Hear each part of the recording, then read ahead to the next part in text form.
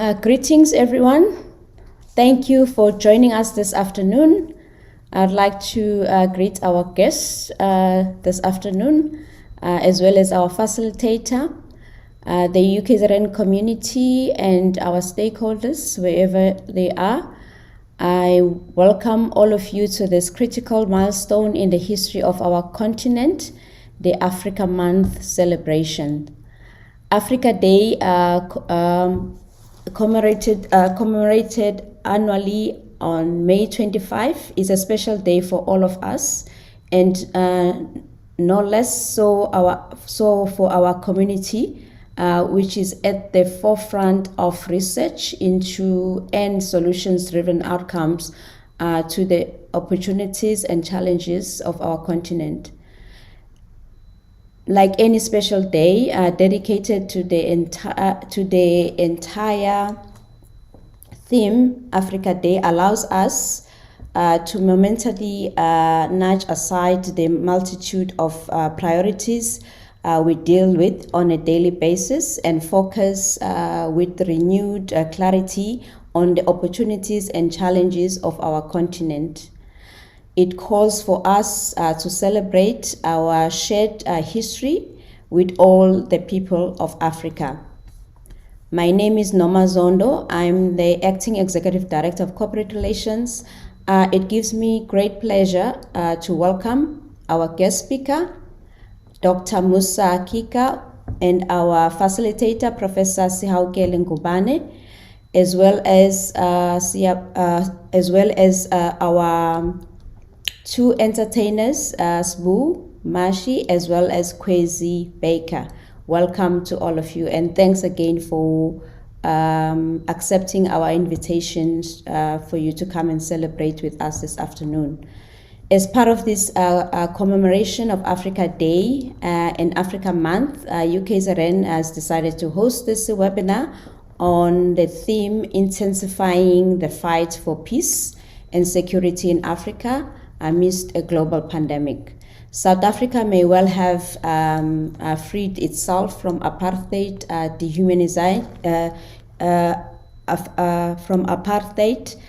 oppression and deprivation, as Africa has rid itself from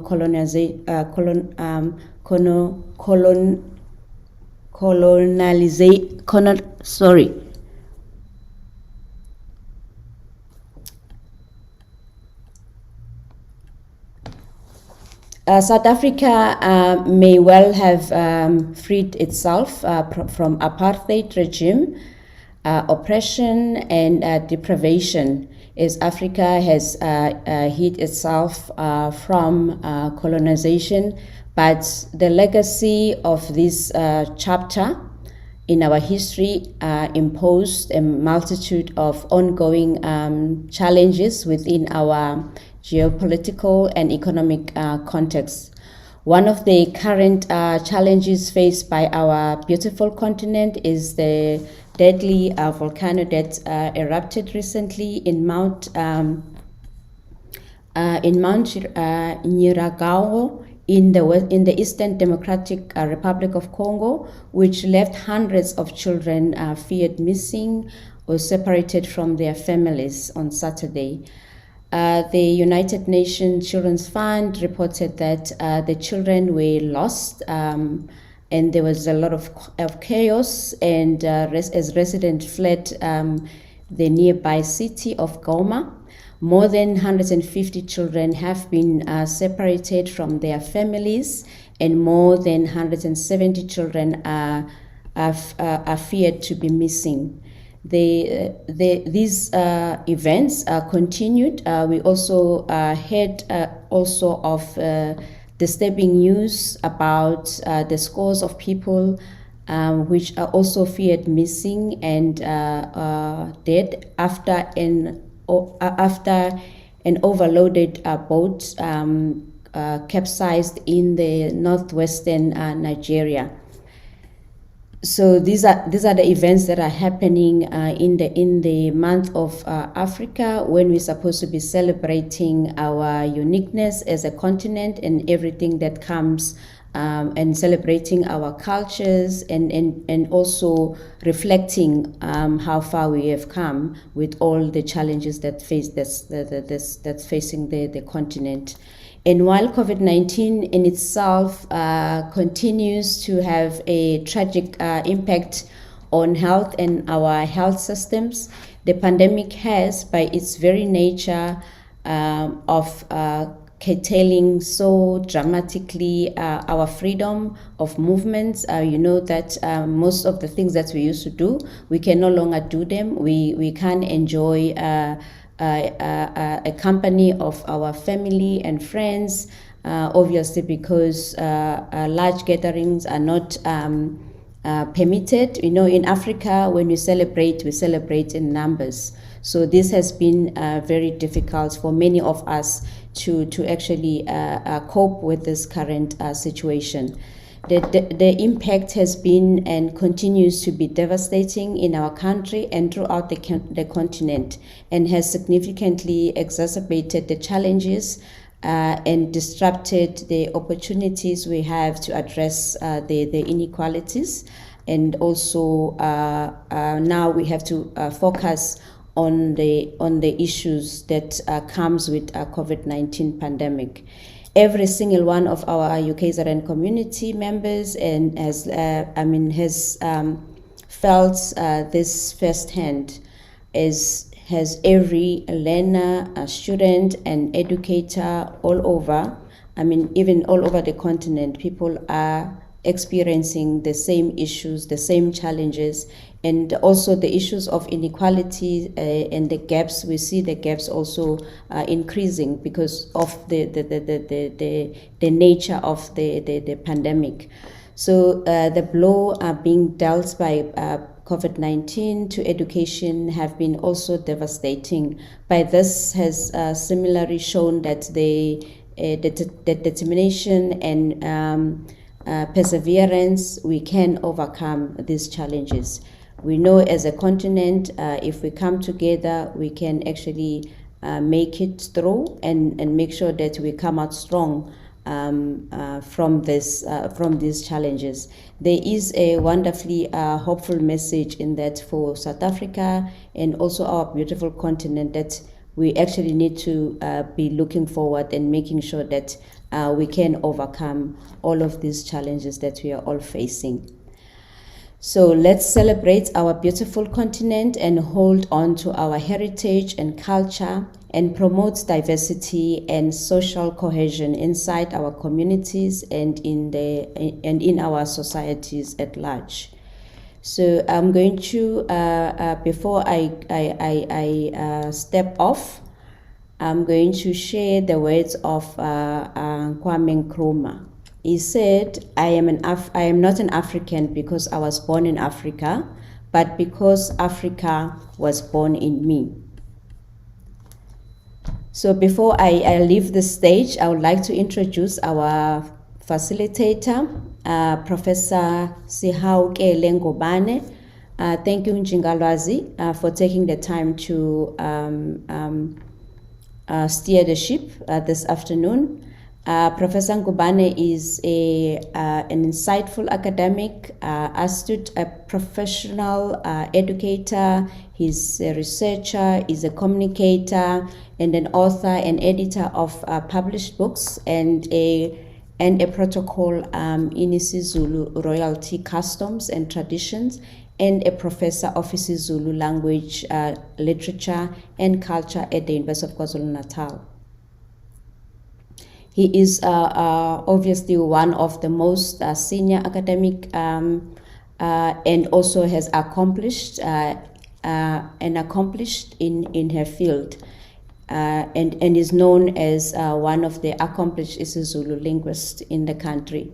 He has participated in the former University of Natal and the University of KwaZulu-Natal, playing a role in decision-making structures, He was the deputy dean at that time, and also faculty. He also participated in the faculty deans forum, and also several school boards with it also outside the college as well.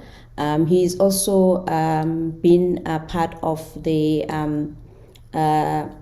Senate Language Policy Subcommittee, and in the National Ministry of Education Advisory Committee, as well as the Commissioner of South Africa. His visionary perspective has also earned him opportunities to work on local and national strategic position and as a leader of the African Renaissance movement in KwaZulu-Natal since 2002. So I would like to welcome Professor Ngubane, and over to you, Solwazi, and thanks again for being with us this afternoon. Thank you very much, Sis Noma, for the background to the day. And also, thank you for your introduction. I really appreciate it. And it's also a pleasure for me to be part of this webinar today when we celebrate Africa Month. We know that in 1963, all 51 countries gathered together and set this day on the 25th of May, which was 2 days ago, to say that Africa must unite, and we are still pursuing that united Africa. But thank you also for welcoming us to the webinar, intensifying the fight for peace and security in Africa amidst a global pandemic, which has been organized by the University of KwaZulu-Natal. Yes, colleagues, ladies and gentlemen, friends, the challenges of COVID-19 pandemic have called into question for fight for peace, security, and stability in Africa, and how it can be intensified. The pandemic has had a devastating impact on our socio-economic activities. Some of them Noma has highlighted just now, and has contributed to global instability. Organizations such as United Nations and African Union, which we celebrate today or this month, have worked so hard to combat the spread of COVID-19. But now, with the third wave looming, it is evident that the war is far from being over. We still live in fear. Every day you fear that you may be infected or affected by this pandemic. The fight against COVID-19 has delayed the implementation of peace agreements and has affected mediation efforts. The armed forces negotiations in Sudan and the implementation of the Central African Republic and Libya peace agreement have taken a backseat due to COVID. South Sudan and Sudan have also been affected by this pandemic. We have also experienced armed forces such as Boko Haram that are claiming the lives of peacekeepers in West Africa. And when we go to the Horn of Africa, Al-Shabaab attacks civilians in Somalia and mainly in Kenya. And closer to home, an Islamic State-affiliated jihadi group have entered Mozambique and killed people enjoying themselves in hotels recently. So the unprecedented instability and human crisis on the African continent have been accelerated by COVID-19, which has distanced dialogue in peace agreements and monitoring. The challenges we face as Africa today call for cooperation.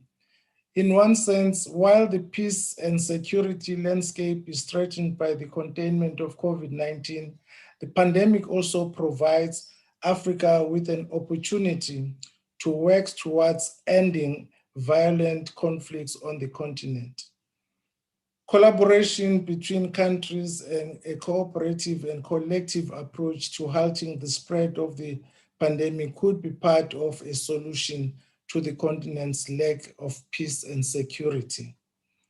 So the purpose of this webinar today is to provide a platform for the discussion of these challenges. And later we'll listen to Dr. Musa Kika, whom I welcome him back to KwaZulu-Natal, to provide clarity on possible measures that may intensify the fight for peace and security during and after the COVID-19 pandemic. And without much further ado, I will invite a rendition from Ms. Kwezi Becker, who is an actress, writer, and poet, and also an honors graduate in drama and performance studies. Ladies and gentlemen, join me in welcoming Kwezi Becker. Siyakwamukela Kwezi. Siyabonga kakhulu Babumbane. Thank you so much for having me here today. Ngiyathokoza ukuba kulo mcimbi namhlanje ubaluleke kangaka. Dear child of my future, I cannot wait to meet you, to tell you about all the places you will be born from, about the spirits residing in your veins, the histories carried in your being, the stories resting in your palms that will flow through your fingertips and intermingle with the future you create, carve, write, and mold with what we have left behind for you. Dear child of my future, many have and will try to tell you about this land, to tell you about all the places that you will be born from, and when we do not forget to also listen to what already is in you. When we tell you about the drums that awakened our souls from defeated slumbers and led us into many a kind of battle, do not forget about your great-grandfather's heartbeat, a constant reminder of the sound of his footsteps on the soles of your feet, resting and still beating there so you may never walk into battle alone. When we tell you about the dawn of civilization, libraries, pyramids, and the great kingdom of Kush, do not forget there were no crowns or universities necessary for your praise names to become a history book, for the stars to become roadmaps and diviners, for your grandmother to feed an entire community from what seemed to simply be a seed, a story, and a prayer, until her greatness and some help from above turned it into life. When they tell you about third world countries, do not forget who spoke about infinite worlds first. Who knew from a dream, swallows, a drought, the song of whales, a goat, or a bee, that just one world, one reality could never encompass the expanse of this life and all the realms that live and breathe beyond it.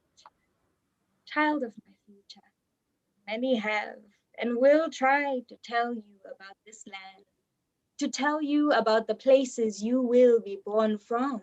And when we do not forget to also listen to what already is in you, to songs ringing out through the night, guiding spirits safely to their ancestral home, yet holding us safely in the land of the living before our longing grief drags us there with them. Listen to the voices of those aunts who speak and laugh the loudest, making sure you know that even after everything, they are still here, and you will remember them long after they have gone. If ever you bite your tongue and taste metal in the blood, recall the clanging of tin cans on the street that still reside there. The sound of children making rhythms out of boredom, playing until that word ceases to exist to them. Remember to listen to the flexible tongues of your people who manage to take strained and foreign words, carried to them on ships, decorate them with phonics, meanings, and a tone that felt like home, and turn those strange words into a language of their very own. Listen when you travel through this continent and find traces of your mother tongue scattered in unexpected mouths, throats, and handshakes, home to people with faces like your father, your sister, your uncle, his neighbor. Remember all this and so much more that I alone cannot fit in just one poem. Dear child of my future, I cannot wait to meet you, to tell you about this Africa you will be born from, about the spirits residing in your veins, the histories carried in your being, the stories resting in your palms that will flow through your fingertips and intermingle with the future you create, carve, write, and mold with what we have left behind for you. Dear child of my future, my prayer in all its glory, sorrow, revolution, shame, and redemption, may what we leave behind for you be beautiful, be beautiful, be beautiful. Ngiyabonga. Hi, siyabonga kakhulu. If we were a live audience, we would be applauding right now, but maybe, yes. Oh, wonderful, wonderful rendition. I hope this child behaves when the child grows up. Ladies and gentlemen, colleagues and friends, let me take this opportunity to welcome our guest speaker today, Dr. Musa Kika, who is a lawyer passionate about human rights, constitutionalism, rule of law, judicial independence, and good governance. He is the executive director of the Zimbabwe Human Rights NGO Forum, a coalition of 22 frontline human rights organizations in Zimbabwe. He also works with the Democratic Governance and Rights Unit in Cape Town, focusing on issues of judicial governance and rule of law. Previously, Musa has been a part-time lecturer at the University of Zimbabwe and has clerked for a judge of the Supreme Court of Appeal in South Africa and for the Chief Justice and Judges of Appeal at the Supreme Court of Namibia in Windhoek. Musa is a Mandela Rhodes Scholar and is a Harvard COFAM Black Public Service Fellow. Musa holds a PhD in public law from the University of Cape Town, an LLM from Harvard University School of Law, and an LLB which was obtained summa cum laude from the University of KwaZulu-Natal, a certificate of advanced human rights from the Center of Human Rights at the University of Pretoria, and a certificate in the National Dialogue and Peace Mediation from Swiss Peace and the University of Basel. At UKZN, Musa received, among other awards, the Distinguished Student Award, the university's highest student honor, the KwaZulu-Natal Law Society Award for Best LLB graduate, the Vice Chancellor's Scholarship, the South African Law Reform Commission's Ismail Mohammed Law Reform Award, the Yunus Mohammed Public Interest Law Award, the UKZN Undergraduate Merit Scholarship, and was an early Newman Moot Court finalist. In 2011, he was named one of the 100 brightest young minds of South Africa. It gives me a pleasure to welcome such a renowned scholar to present us his presentation today on the subject.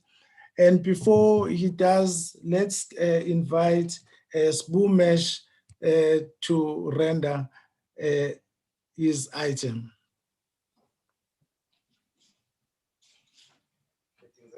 Thank you very much for having us. My name is Sbumesh Mashilane. It's an honor to be here. The song that we're going to play now, I was actually reminded of the contribution of the great Zimqawana, the great Andile Yenana, who were also part of this institution, who were also carrying the sound in South African jazz. So we're going to do this song, which is my composition, and it is a tribute to Omalume. So I'm going with Wanditanda, who is our former student. She actually just graduated today from the department. So Omalume, enjoy.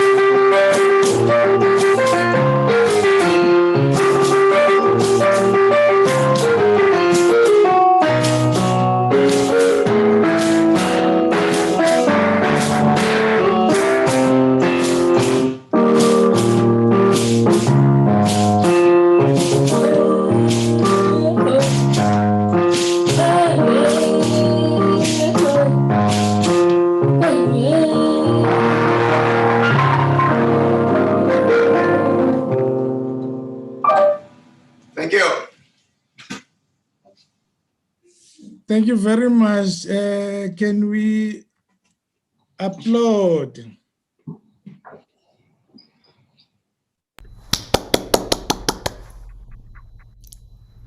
Thank you very much. Thank you very much, Sbumesh. Those of us who may not remember Zimqawana, Zimqawana is a former staff member of the University of KwaZulu-Natal, and he is late. May his soul rest in peace. But thank you very much for doing a good job on his memory. Ladies and gentlemen, colleagues, we are now getting to the presentation by our speaker, Dr. Musa Kika, on the theme intensifying the fight for peace and security in Africa amidst a global pandemic. Without much further ado, let me hand over to you, Musa. Professor Ngubane, thank you so much for welcoming me. Thank you so much for hosting us. I respect and honor you. I also have to honor Ms. Zondo, Pamela Adams, and the rest of the team at the university that has worked to make this a success. Thank you so much. It's good to be home, although it's virtual, but hope one of these fine days it's going to be an actual homecoming. Thank you so much.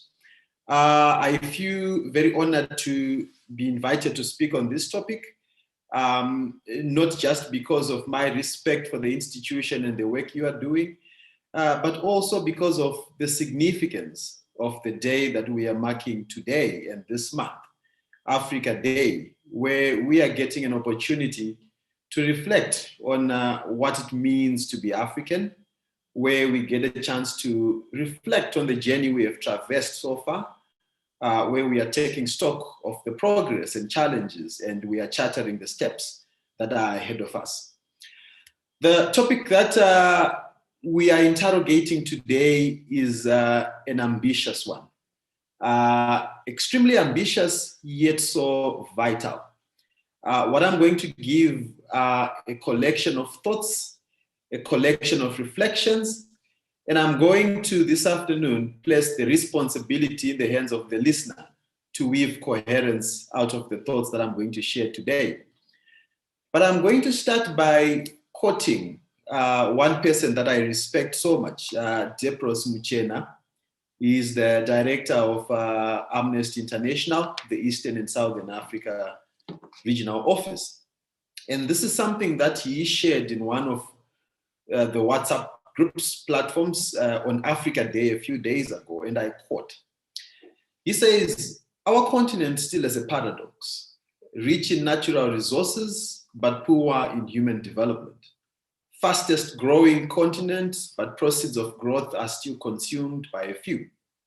We have a growing number of middle-income countries registering most acute levels of inequality, unemployment, and poverty. We are a peaceful continent, but war is creeping back and the dividends of peace are still unequally distributed." Close quote. Now, if there is one thing, one takeaway that I would like for us to walk away from this talk with, I aim for that to be that for Africa, peace and security are best achieved through achieving human security in the form of equitable access to the basics that we need for survival and development, as opposed to the defense form of security. So what I'm going to talk about today is issues of human security. And I want to speak to 5 topics. Number 1, I want to interrogate and speak to our understanding and contextualization of issues of peace and security. And number 2, I want to speak to issues of war, governance deficits, and leadership legitimacy. And then I want to speak to issues of peer accountability among African nations. And then I want to speak to the issue of youth. I want to look closely at COVID-19. And then finally, I want to look briefly at the role of the academy in all this. And then I will conclude. The first issue around our understanding of peace and security. We speak of peace and security often in the context of silencing the guns and having security in the form of stability, doing away with armed conflict. This is because we have, in fact, a reality of war and conflict in Africa. But there is also the reality of what drives the war and the conflict. What is it that we must do to the drivers of war and conflict for these to be converted into enablers for peace? To me, that's a fundamental question. And there is an interesting irony when it comes to peace and security in Africa. Most of the exclusion that we see, the diversion of resources, the desire for power, the consolidation for power by those who wield any form of power, is about amassing personal peace and security by those involved and securing access to resources and opportunities. Yet it is this very behavior that then has the result of taking away the peace and security of others, of the many, leading to a vicious cycle of instability. And I believe our basic aspirations at the end of the day as Africans are similar. The difference then comes in whether we want to more widely share the peace and security, or we want it just for ourselves. And oftentimes, that is really the root cause of war and conflict if we are to break it down and strip it to its bare bones. If we have more food and more water, if we have more access to healthcare and education, more access to jobs and opportunities, would we need to focus much more on silencing the guns, or increasing access to the former would silence the guns in and of itself?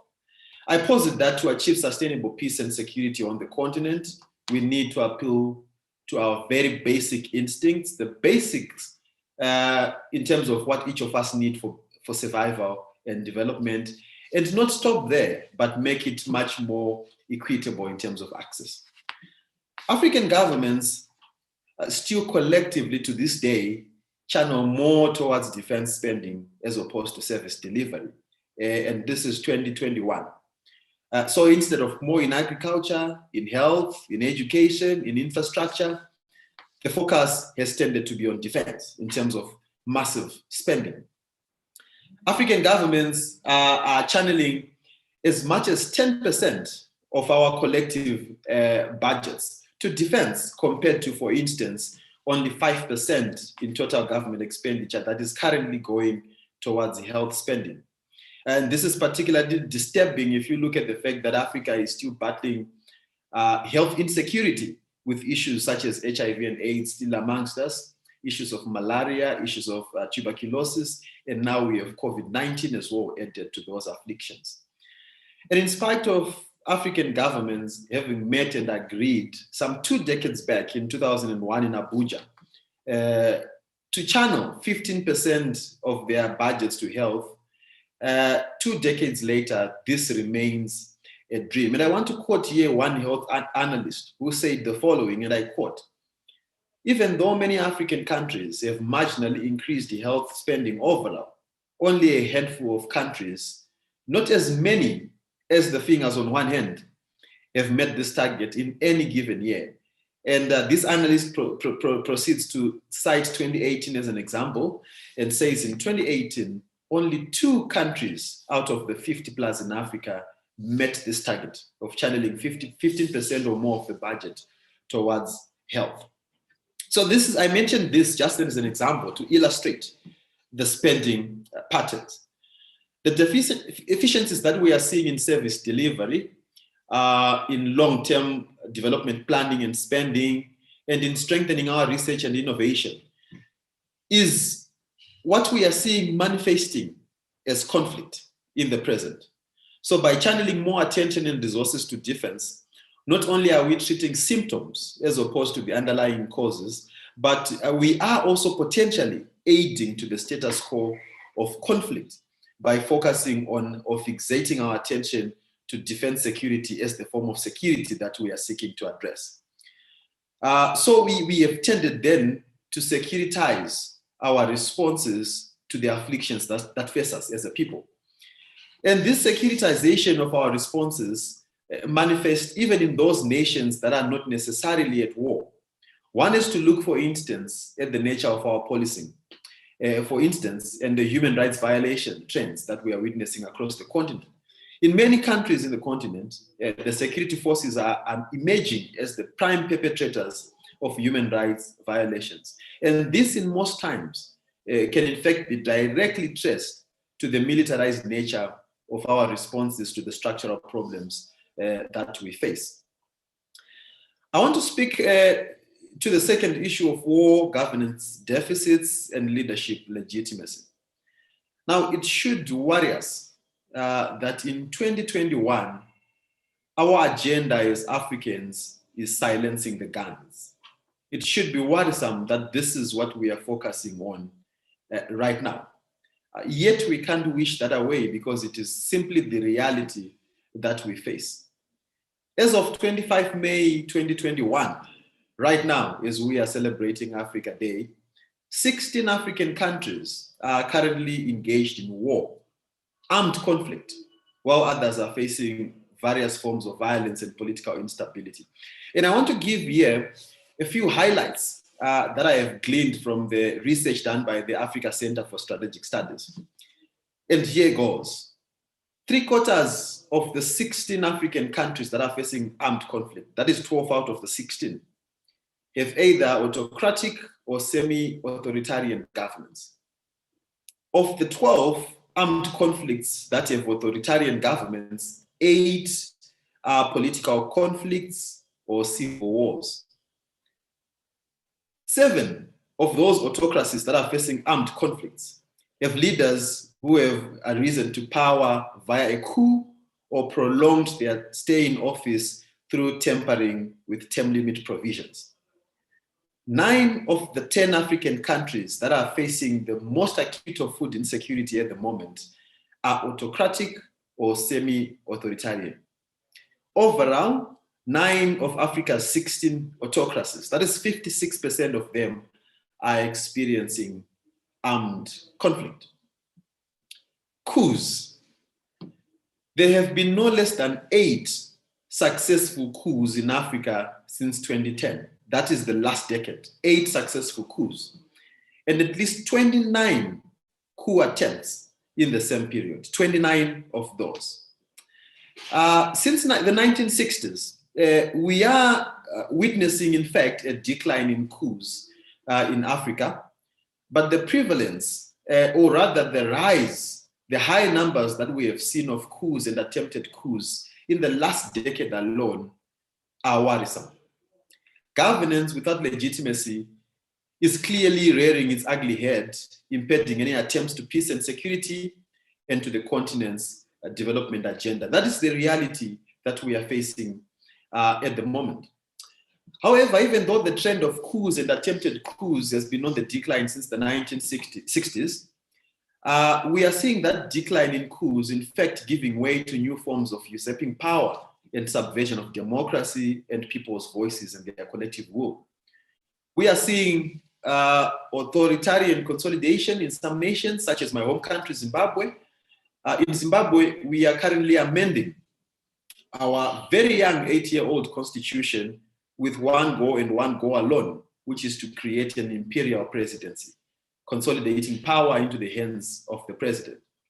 Elsewhere, we are seeing various manifestations of democratic and civic space being constrained in places such as Kenya, in Gabon, in Zambia, in Uganda, and one can add many to that list. And oftentimes, we are seeing our societies legalizing or legitimizing authoritarianism and sanitizing regressive steps for purposes of power consolidation while weakening democracies. This is at times done even under the cover of the law to give it some form of legitimacy. One scholar whose work I read a lot, David Landau, terms this practice performing democracy, when democracy is being performed as opposed to being practiced in actual fact. And when performing democracy, we see elections being done. Institutions of democracy are established, but all this is subverted, often sanitized by legislative processes, at times even judicial pronouncements. And we are thus seeing this form of subversion of democracy coming in more and more, replacing the more overt coups that we've been seeing in the last so many decades. There is also, a book that has been written by 2 celebrated scholars, Levitsky and Ziblatt, who have written an excellent treatise that is called How Democracies Die. And they articulate this state of affairs and how this is playing out in many countries across the world, not just in Africa, where we are seeing democratic subversion through performing democracy. And they say elected autocrats maintain a veneer of democracy while eviscerating its substance. This is what they say. We have, though, been seeing some glimmers of hope now and again, for instance, with the way the judiciaries in Malawi and Kenya have acted in the last 3 years or so, rechanneling those 2 nations and stopping democratic regression. But this cannot be all that we should have. It cannot be enough. We long for the day African governments will call out on each other. Our bodies, such as SADC, ECOWAS, the African Union, must begin to play much more prominent roles to provide checks and balances on each other. And this leads me to the third issue I want to speak to today, which is the issue of peer accountability. History has taught us times without number that peer accountability is one of the ways to achieve common peace and security, particularly where challenges are transnational, where challenges go across boundaries. By happenstance of nature, the borders that we share, our fates are connected as Africans. Whether we choose to see it that way or not is a completely different issue, but the umbilical cord of shared history and geographical placement makes the fate of us as Africans, African nations, inevitably tied together. It is not possible to have war in the DRC and Africa is not affected. It is not possible to have war in South Sudan and Africa is not affected. It is not possible to have a coup in Mali, as we have seen in the last few days, and Africa is not affected. Individualism that manifests in the manner African countries have been tackling what should be collective issues continue to throw off balance our ability as a people, as a continent, to leverage on our size, to leverage our numbers, and to leverage our collective wealth. But in my view, what should worry us much more is that African countries do not sanction each other and call out each other. Instead, they seem to condone actions by other governments that would derail our collective efforts to stability. Others have gone on to describe the African Union and SADC as more of trade unions of leaders to cater for their own collective interests as opposed to the interests of the people of Africa. And I call this the brotherhood of destruction. The question is, are we watching over each other as African nations? Are we doing it enough? Are we encouraging each other on the right paths? The fourth thing that I want to speak to this afternoon is the issue of young people.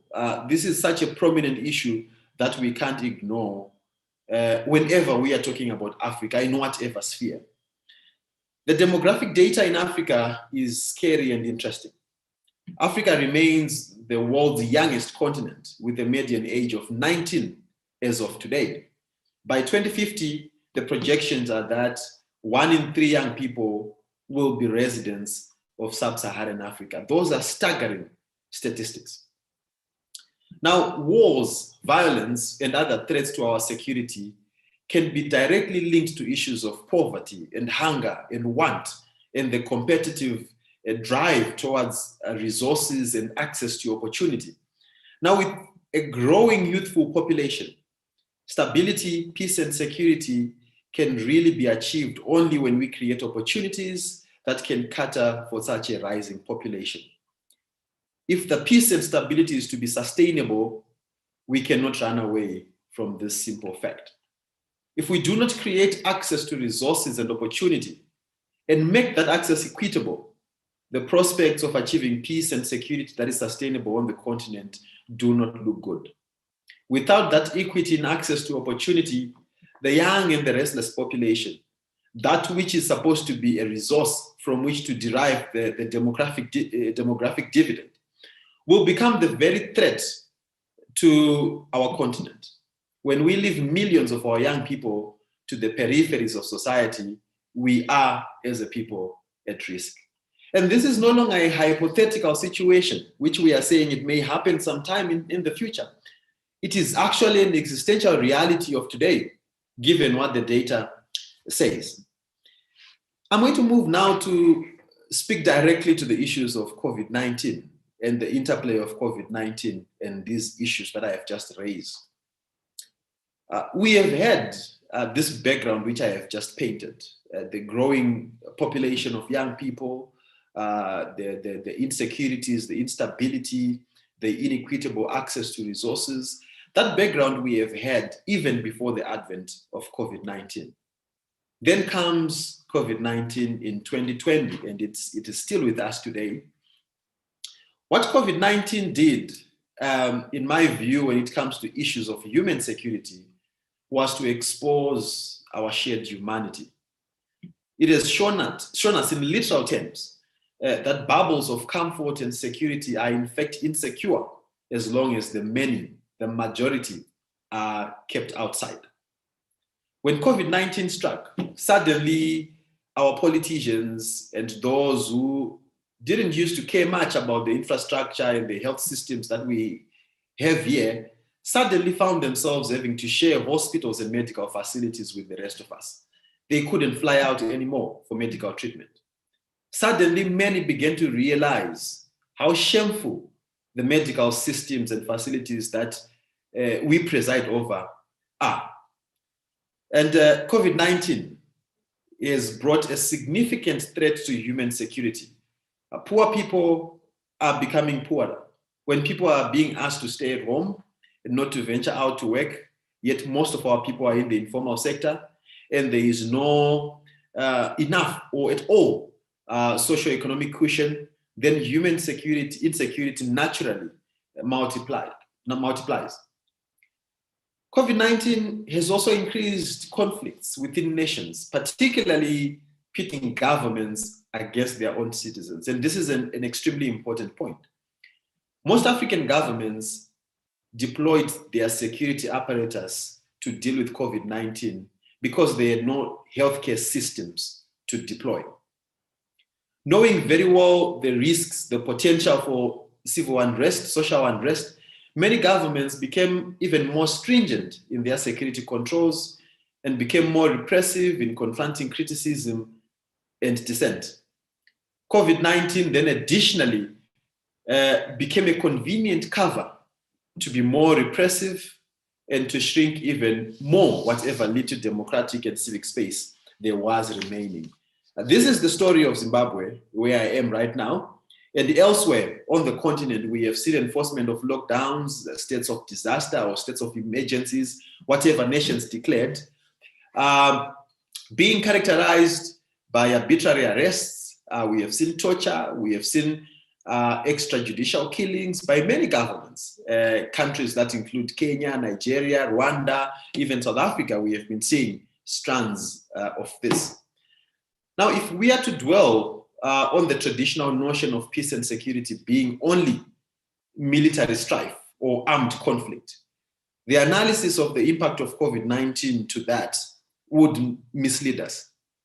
This is because if we are talking of traditional wars and armed conflict, the pandemic appears not to have altered or worsened the conflict landscape in Africa, but it has often proved distracting. For instance, the need to contain the pandemic, to focus on our healthcare systems, is through the African Union's silencing the guns agenda, of course, which is an ambitious goal that the continent has been pursuing, that is the deadline of 2020. But the African Union has since extended this deadline by a further 10 years. So we are now looking at silencing the guns by 2030 as opposed to 2020. But the human security cost of COVID-19 is massive. And this is what COVID-19 has done. It has shown us the urgent need to resolve the issues of human security, which would enable health, economic, and social security to manifest for all. So the call to intensify the fight for peace and security in Africa amidst this global pandemic is most appropriate at this moment in time. Where does the academy come in all this? Where do our institutions of instructions, our universities, the academics, the experts, where do they come in all this? There is a danger when the academy is meant to be reactive. The academy ought to be a force of creation, to create the future that we want by the power of imagination, the power of idealization and conceptualization. This also includes reimagining the way we approach issues of peace and security from a conceptual standpoint. And as a continent, we must also start placing a premium on expertise and experts. we must allow the experts to lead. We must allow knowledge and talent to lead in the spaces of government, in the spaces of civil society, and in industry. In the progression of things, power politics of military might must now give way to politics of ideas. Politics of ideas will foster contestation of ideas and advance thought leadership and innovation. And in my view, this is how we can creatively be able to use the continent's young, dynamic, and creative forces to become energy secure, to become food secure, and to unleash global competitiveness in the marketplace. I want to conclude my talk by mentioning the following. Conceptualizing issues of peace and security in the way we have done, to focus on human security and the things of survival and development, allows us to focus on issues of bread and butter, to see issues of human rights. It allows us to see and appreciate that, for instance, there is nothing Western about having food on the table. There's nothing Western about having access to healthcare, about not having your house demolished or evicted without a court order, and having your dignity respected. This is African. This is our aspirations as Africans. No doubt, regional integration today faces renewed threats, particularly because elsewhere we are seeing nationalism taking hold. But cooperation that is carefully orchestrated and a focus on bettering the socio-economic conditions of our people would help us to leverage on the benefits of the young population that we have and the abundant resources that we have. For that to happen, I posit that we ought to build Pan-Africanism that goes beyond being rooted in historical nostalgia and what I called, the brotherhood of destruction in our regional bodies like SADC and African Union, but focus on real Pan-Africanism that is futuristic in its outlook. I'm going to stop there, and I thank you so much for your attention, and I wish everyone a very reflective Africa Month. Thank you so much, Professor. Oh, thank you very much for such an insightful presentation, and at least you have put us on the map on what are the issues and challenges facing us as Africans during this time of a pandemic. Ladies and gentlemen, colleagues, I will now invite questions and answer. If you can list your question, then we will direct it to Musa to respond. At the bottom of your screen.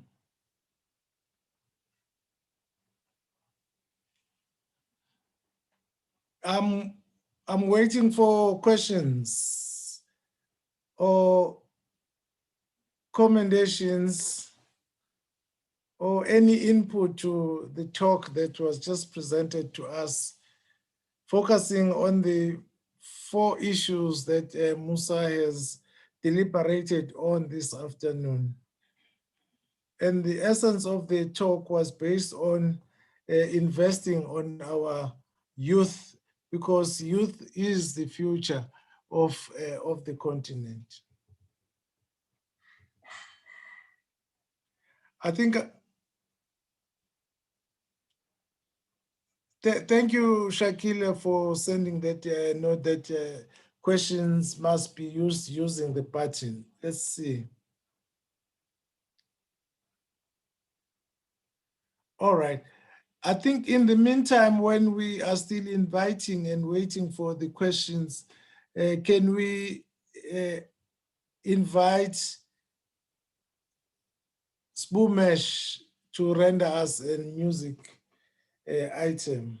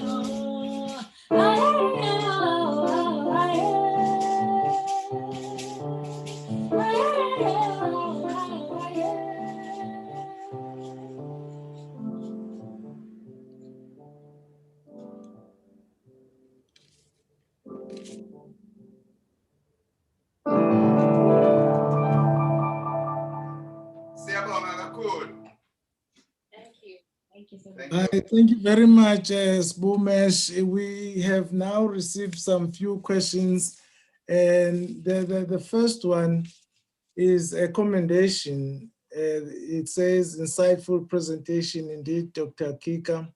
But the question is there hope for our youth? That's the first one. I don't know whether you want to deal with that one first. We also have a second one. Maybe let me read all of them so that you can respond once and for all. Our resources are continuously being exploited by foreign people, and we same sponsor conflicts by supplying weapons. What can be done for this to end once and for all, and for our resources to benefit us as Africans? And then a question from Shingi Rak: how can Africa effectively tackle the issue of brain drain, given the youth is the population earmarked at developing Africa? Can Musa respond to those few questions before we continue with the rest? There's also one from Sieta Bandlela. Thank you, Prof. Ngubane. Very interesting questions. Is there hope for our youth? That's an extremely difficult question, but after all is said and done, that is the biggest question of the day. That question can literally be rephrased to say, is there hope for Africa? Is there a future for Africa? Because this is exactly what we are talking about. As difficult as it is, I would say there is hope for the youth in Africa. There is much hope for the youth in Africa. In spite of the challenges that we are facing, global data is in fact telling us that at least 10 of the fastest growing economies in the world right now are actually coming from Africa. The challenge is it's not as fast as we would have wanted. The challenge is it's not all our 50 plus nations in Africa, it's a few. What that does, having those countries advancing in terms of their economies, their industry, is it creates opportunities for our young people to participate in that process and direct things in the direction that they would. Africa as a whole, because of the many problems and challenges we face, I see it as virgin territory for entrepreneurship, for business, for innovation, for ideas.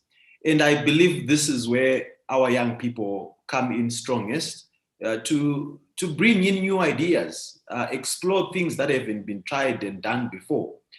And this ties in quite nicely with the fact that we are a young population. Those demographic statistics that I gave in my presentation, we have a young population. How do we leverage the young population?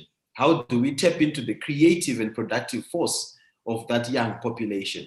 In my view, because of the many problems, we have numerous opportunities. The problems to me are equal opportunities. It's all about how we will channel the young people, how we will capacitate and resource them to be able to solve those problems. Young people, I believe, across the continent are beginning to be more conscious to the very issues that I have raised, where focus is on building the Africa we want, building the future we want, where focus is more and more on issues of human security, advancing our socio-economic well-being. The second question is looking at resources. Before we move to the second question by Wanda Cyril, Norma would like to add to the answer to this question. Norma, would you like to come in before we move to the next one?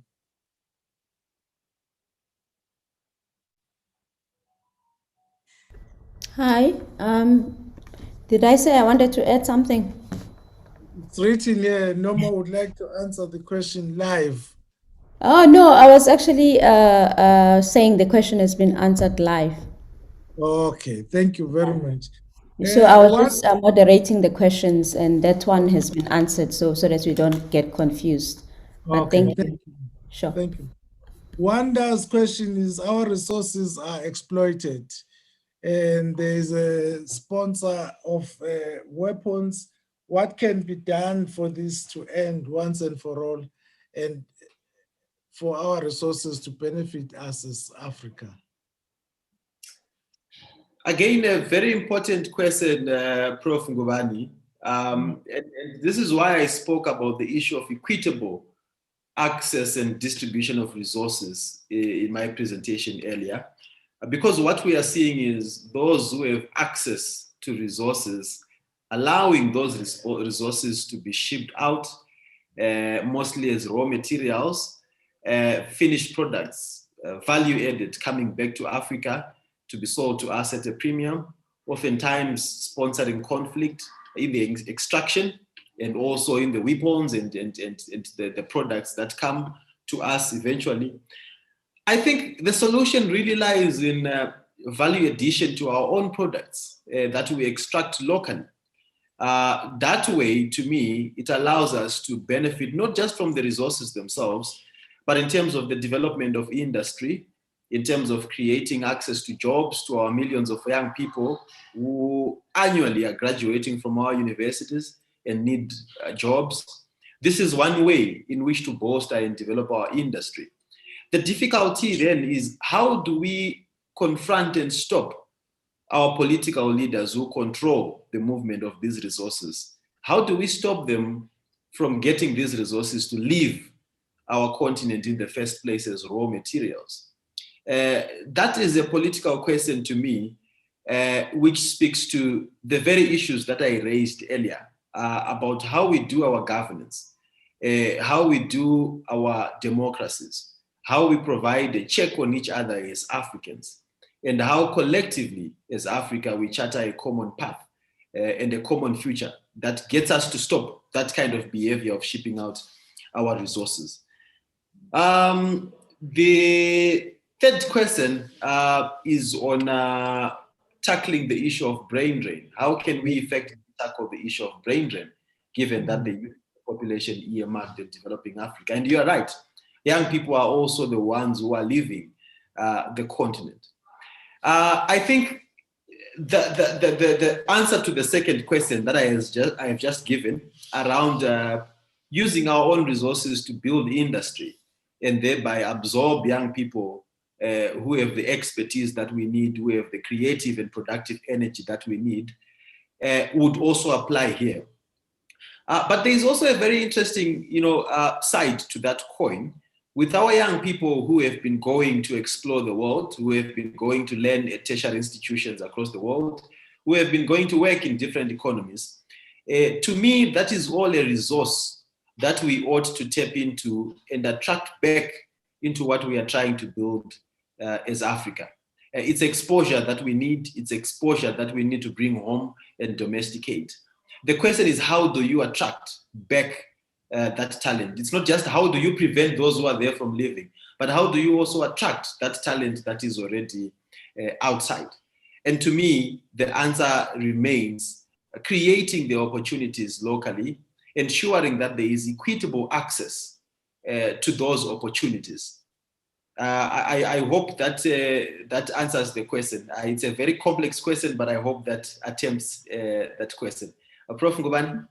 Yeah, thank you, Musa. But on the same breath here, when we are discussing the issue of brain drain, we have experienced young people coming from outside the continent, like in Cuba. We have engineers from Brazil coming to South Africa. What would be your comment? Now we import talent from outside, and yet we were hoping that the youth that we train in Africa will benefit the community in Africa with their qualities of skills that they have attained. But now we see people from outside coming into Africa. What would be your comment? I think, Prof, that's an issue of access to opportunities.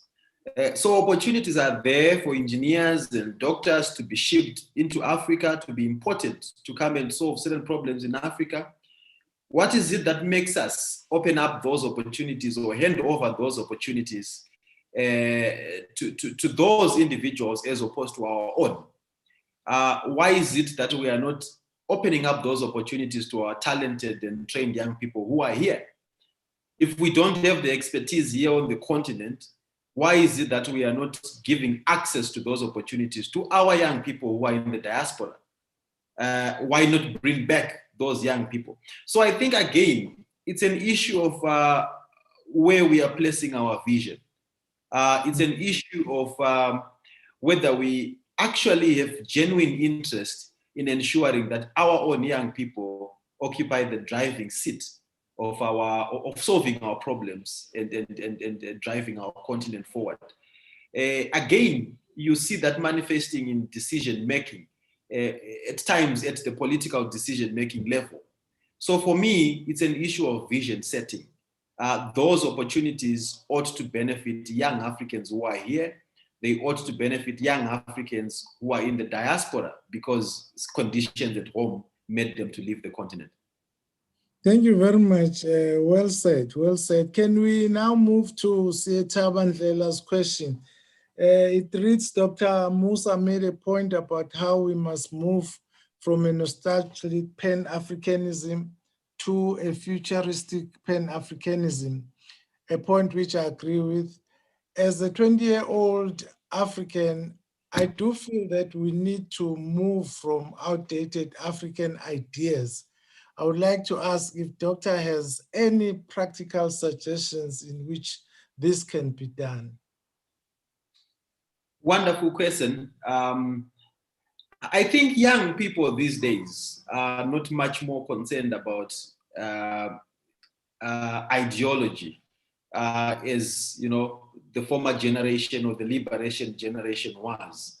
The focus is not on this ideology or that ideology. The focus is simply on what is going to take us as a continent forward, what is going to give us human security, food on the table, water, access to education and healthcare and opportunity and jobs.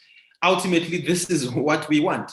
What is it that is going to allow us to better exploit our own resources for the betterment of our people? And I think that's a new, progressive way of thinking that many young people are catching up on. Practical ways of ensuring that we achieve that, in my view, we ought to strengthen, like I said in my talk, peer accountability among African nations. It is folly in our thinking to believe that the anti-democratic, anti-people, regressive acts happening in one country are issues to do with that one country. They won't affect us. That can't be. That can't be. So we need to have strong peer accountability among our leaders, among our nations, among our governments, where those regional bodies that are tasked with our development do not focus on protecting each other in power. We need a situation where our leaders are able to tell each other openly when things are being done wrongly. But so far what we have been seeing is very little African countries speak out against each other when coups are happening, when anti-democratic acts are happening, when repression is happening. Yet the net effect is that every other African country is affected. South Africa would not benefit and develop and grow on its own without other countries in the region also attaining stability and sharing the vision and future that we are all looking at. Botswana would not do the same. Mozambique would not do the same. So it's an African issue that we ought to all realize. I think the European bloc gives us a really good template at how nations sanction each other, how nations speak out when other nations are falling off the path. I think that's that is what I would mention at the moment, because our growth ultimately, our success is tied to each other. Thank you very much, Musa. And I think mainly from your presentation, you raised issues on the challenges that is caused by COVID-19 And also there are advantages and disadvantages of COVID, like cooperation and integration of countries and preparedness of countries to work together. We still experience division among the countries in Africa, where if I want to travel to another country, I need to have a visa. How do you think that will impact on resolving these issues of peace and security? Because if I want to go to Zambia, I need to have a passport, a visa, and breaking these political barriers and demarcations that were created by the colonial powers. How do you think, if we relax those barriers, how do you think that can have an impact or effect, a positive effect on promoting peace and security in the continent? Prof, I think your question really goes to the core of my talk. I would like to believe many governments think that having these stringent borders and border control systems is a way of advancing peace and security. In my mind, that's an archaic, old way of conceptualizing peace and security. The core of what I was saying is human security is what should really define peace and security. Because after all is said and done, it's all about the basics of our survival and development, the basic needs that we have, and how we are all able to access opportunity and resources. So that conceptualization of security that is premised on tighter border controls, preventing one person from going to the next, is really an old way of perceiving security. There have been numerous attempts on the African continent to bring about regional integration in trade.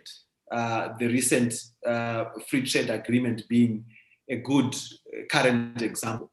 There have been attempts to come up with an African passport. The other day, I was watching a talk by Aliko Dangote, who is one of the first people who were given the African passport in a test phase. He spoke of how he was invited to an African country by the president of that country, and he decided to use the African passport to test. So he gets to this country, he produces the African passport, and the immigration officials, they ask for a visa on an African passport. So sometimes these acts that we do at a continental level seem to me not to exactly be sincere or driven by actual conviction. Sometimes we seem to do these things for political correctness or just to appear to be advancing in that direction. But we are still holding on to our unitary states, our small units and whatever we have, primarily because the focus is not on growth and development. It is more on political control and political power. So in my view, if we are to conceptualize peace and security as human development and advancement of our socio-economic well-being, we ought these restrictions that we have across borders. Yeah, thank you very much. There's another question. There's another question by Professor Dango. Do African countries have the skills, capacity, and resources to deal with coronavirus? I honestly think we have the skills. I think we have the capacity. I think we have the resources. The resources definitely we have. It's a matter of channeling them where they should go and, plugging the resource leakages. Skills, we have key Africans that are working in key and strategic positions in the pharmaceutical companies that are producing global vaccines everywhere across the world. We have Africans who are running health systems across the world in various countries and continents. All those are skills that are available, that are at the disposal of Africa. Those are African skills. The question is, are there conditions back home that would allow for those skills to flourish? Are the conditions back home such that we are able to attract and retain those skills? It's a matter of great regret and shame that as Africa, we are yet to develop our own vaccine. It's a matter of shame that we are yet to pull together resources as African countries, all the 50 plus of us, to at least build, a facility that would allow us as Africans to build, to develop our own vaccines. We have the dividends in terms of population. Very soon, our population is going to reach proportions that would make us one of the biggest global markets and partners in the global marketplace. We ought to leverage on that. We ought to leverage. Yes, it's just shameful, but I think we have a lot of lessons to take from this COVID situation. Thank you very much. From your presentation, Musa, you mentioned that academics should be a force of creation and reimagining peace and security. And you were saying that the continent should allow experts to lead and give way to politics of ideas. I like that statement. Would you care to elaborate on that statement, on how could we see academics leading in this issue of peace and security? We know that peace studies is a multidisciplinary discipline which can involve academics from various disciplines. As we conclude, do you want to comment on how this is possible? Or maybe very briefly, the issue of COVID. In many countries, we saw politicians leading the COVID response and not healthcare experts. South Africa was quite an exception in many ways. But in many countries, including where I am in Zimbabwe, politicians were leading the healthcare response to COVID-19, including heading the task forces that were created to respond to COVID.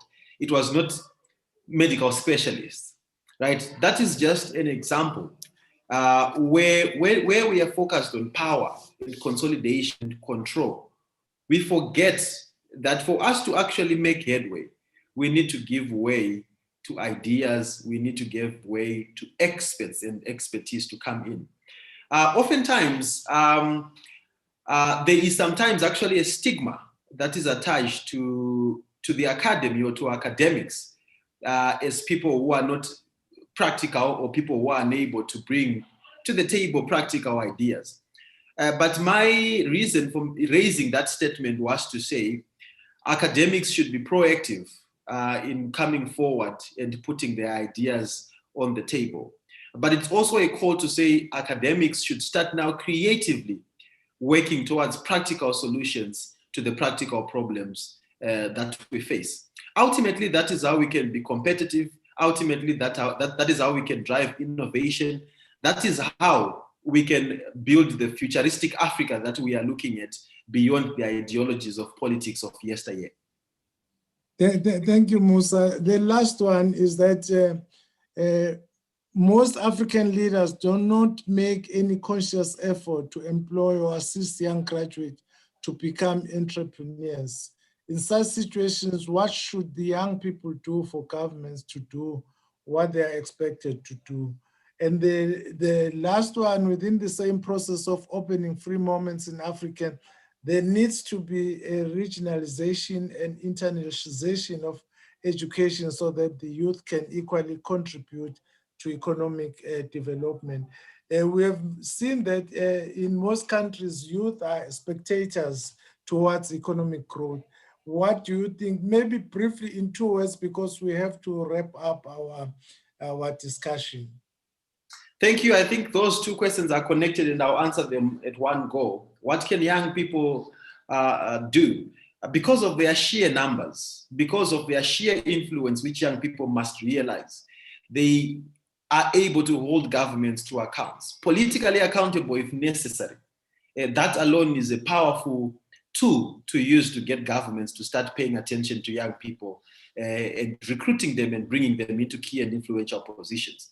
Across the continent, we talk of what we call a stigma against young people in government, in civil society, in business, where young people are not seen to be serious and fit enough to lead. And that is a myth. And we are saying young people ought to use their political voice because of their sheer numbers to hold governments to account. Governments, we have no options but to listen to young people. But young people also should be proactive and should not wait for governments. And they should use their expertise, their talent, their demographic dividend to start business themselves, to start building entities themselves, to start building ideas and selling those ideas themselves. So they also have a role to play without necessarily having to wait for government. Absolutely. On that note, thank you very much, Dr. Kika, for your insightful presentation and discussion. It is indeed an eye-opener to most of us, and now we have a better understanding of how we can approach the challenge of peace and security in our continent. And this is, of course, an ongoing effort that is going to take us for a long time to resolve. But I hope with the information that we received today, it will give us an insight on how better and how we should better manage issues of security in our country. Because ideally, we want to see Africa being united. As the former Libya leader said, he wanted to have a united country, united countries in Africa, like United States of America. So he wants us to unite so we can unite where we share our resources, share our ideas and skills to have a better life in the continent. With that said, I will now invite Sis Norma, who's our Executive Director of Corporate Relations, to propose vote of thanks and close our webinar. Norma, over to you. Wow, I thought the discussion was still going on. This was very, very interesting. I'm sure everyone will agree with me that this is the afternoon well spent. So thank you, each and every one of you, for taking the time to celebrate Africa Month with us. I would also like to express my gratitude to Dr. Musa Kika for such an insightful and reflective discussion.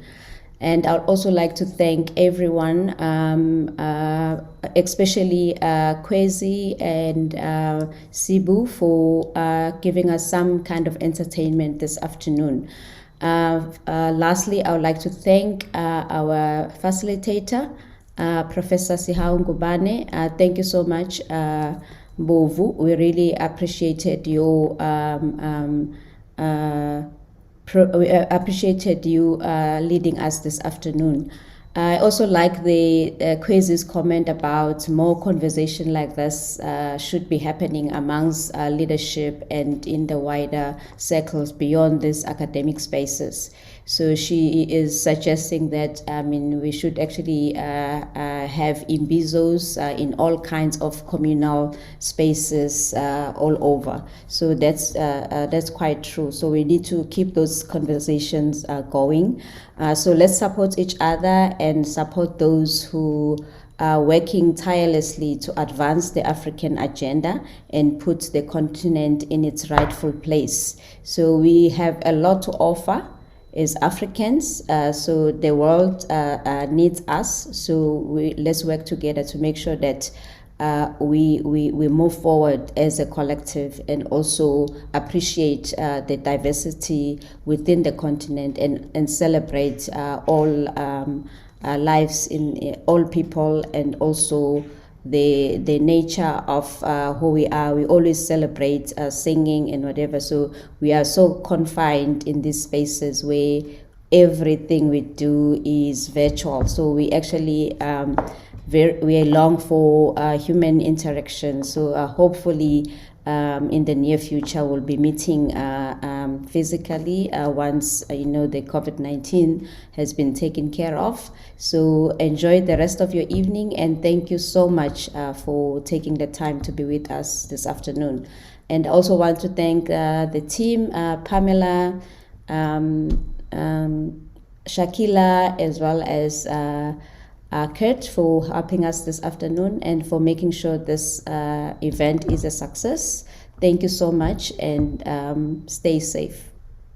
Bye. Asante. Asante. Asante. Bye.